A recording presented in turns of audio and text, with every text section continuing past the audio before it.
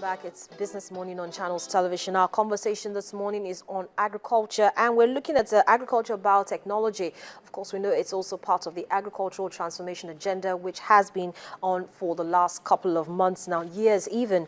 And we're looking at the planned introduction of genetically modified seeds and crops. I've been having a conversation with Mr. Alfred Wiraka, who is the Managing Director, Chief Executive Officer, Friday Consult Limited, and African Farmer Mogaji. He's an agri-information broker and consultant as well as a farmer. Both gentlemen are still here with me in the studio. Thank you so much for sticking around. Thank you. Well, just before we went on that quick break, we talked about the fact that most of the seeds are imported. Now, what African Farmer was actually talking about was that you're importing these seeds. Who is monitoring? Who is evaluating? So, if that's the issue, can these seeds be domestically produced? Mr. Wiraka, why? I was smiling. Let me start with you. Yes, why? I think the technology that is driving this these biological changes is not an easy reach. And if you have something that you need to bring a networking to produce that locally, it's something beyond just introduction. What you are saying is trying to see if we can do it locally. Most of the things they've done around, which we notice, is modifications, which our friend just spoke about. I think there's nothing wrong in bringing them in. Even as I'm talking to you now, the Americans are still afraid of allergy that will arise from using modified seeds over a time. Where are you going to do that test to check for the allergy, whether it is happening? Because some of these things are things that we always bring from abroad. We only apply. We don't really initiate it. It's like you're looking at people who say, like Obama said yesterday or the day before, that the scourge of AIDS will soon end. And when he made that statement, he's talking from a scientific point of view, that they must have done the research, they are sure of it. But you make that statement in this country, they see you from a traditional point of view, that you are a local champion. Yeah. But let me just cut you here. I'm not trying to hold brief for the Ministry of Agriculture, but I definitely feel that if they're coming out to say that we're ready for this at this particular point in time, that means researchers have gone on, they've tried it, and they feel it is time, the time is right to introduce this into the sector. Well, I've followed a series of conferences, seminars, way back year 2000. So it's not new within the agri-research sector.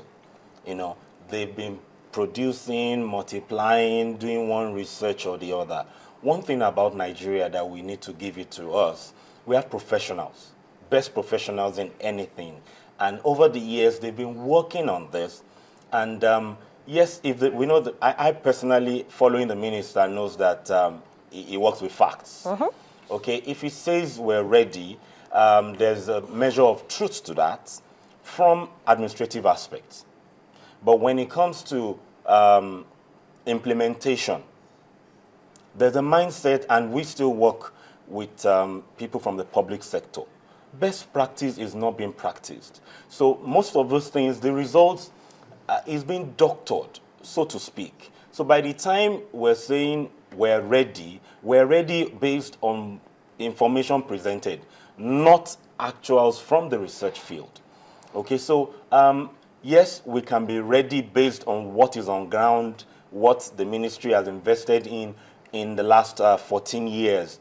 But when it comes to the real thing, because when you give the seeds to farmers, I've funded quite a number of initiatives with rural farmers across the Southwest with hybrid seeds.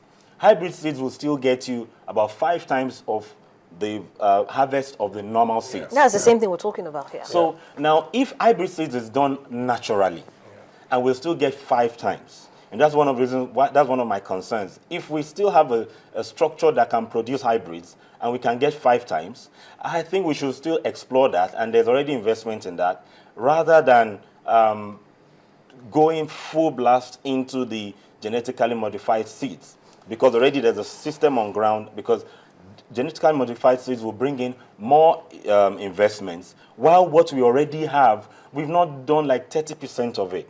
So if it is yield for food security, hybrid seeds will do it. And the farmers are even not using and applying best practice, even when they are taught. So genetically modified seeds will eventually might eventually have a challenge here, because most of the farmers who will be producing are not educated. Even where you have the extension system and you are monitoring, evaluating, interacting on a weekly basis, the farmers still do what they want. One thing I can say as a farmer, and I've done this for 17 years with the rural farmers, once it works, if the seeds work year one, you can be sure that they will not follow instructions year two. What happens is, if you give them a chemical, use 1 ml per liter. If it works, the next year they want to reduce their stress, so they use 5 or 10 mils per liter.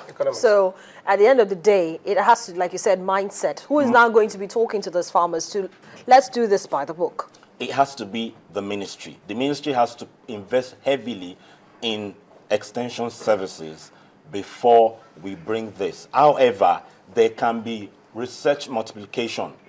Multiplying not as research. In research, what we've observed in the field is, during research, you have the right type of fertilizer, you have the label, you have all the input as and when due. But in the field, the tractor you need maybe broke down. We don't have enough. Then when you're coming, the quality of fertilizer, the way it was stored, might not be the appropriate one. So the potency is dropped by like 30%. So when you're using it, you're not using the right fertilizer. Okay, so all this will affect yield and what the ministry is trying to achieve. So if it leaves the hands of the researcher, we don't have the infrastructure. We have them. We don't have people monitoring the infrastructure to get the right results. Mr. Awirika, let's go back to this issue of the genetically modified crops being healthy for consumption, because that's the reason why there's this fuss and fear about introducing it into the agricultural sector at the moment. And the Minister of Agriculture is very, very confident that Nigeria is ready for it at this time. So let's look at the health implications. Have other countries that have tried to adopt it, you mentioned in the United States of America, for instance, try to adopt it to ensure that who have tried to adopt it have issues, namely health issues? Well, I must be frank with you. The latest information on that is that there's still speculation. They have not really come out openly to say this is likely to be the health hazards. There are fears surrounding around allergy over time. As at the last count, it's obvious that they haven't been able to pinpoint any dangerous ailments surrounding the use of modified seeds. And then because of this hanging suspicion that once you begin to distort seeds and bring genes multiplication like this, people are always afraid that the consumer, over time, they start having new mutation processes in their system. Very soon somebody will tell you it may be cancerous.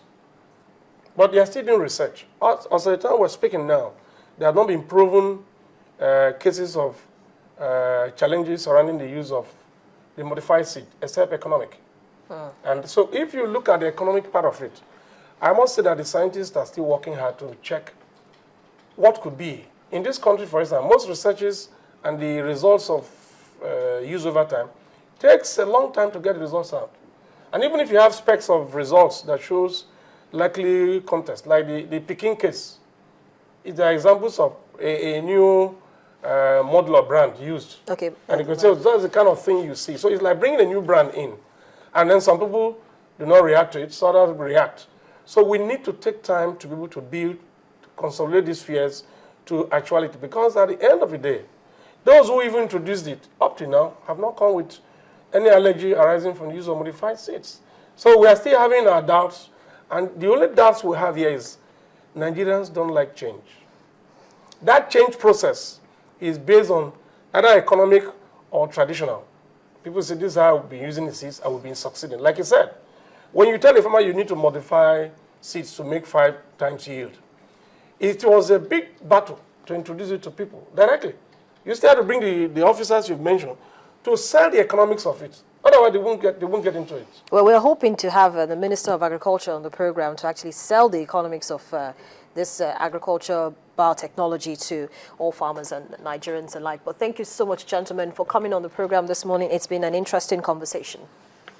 Well, you I've been very much. speaking to two agriculture experts, Mr. Alfred Uweraka, who is the Managing Director, Chief Executive Officer of Friday Consult Limited, and African Farmer Mogaji, Agric Information Broker Consultant and Farmer. And we've been looking at agriculture, biotechnology, and the planned introduction of genetically modified seeds and crops. Well, the argument and the conversation actually shows that it's something that is good, but then there's so many structures that need to be put in place, technicalities looked at, the economics, of course, of introducing this genetically modified seeds also has to be looked into. And as I said, we're hoping to have the Minister of Agriculture on the program to talk more about this, because he's quite passionate about the agricultural transformation agenda, particularly how we can become self-sufficient in terms of food production. But that's the program for today. Thank you so much for watching. I'm Harriet Agbinyi.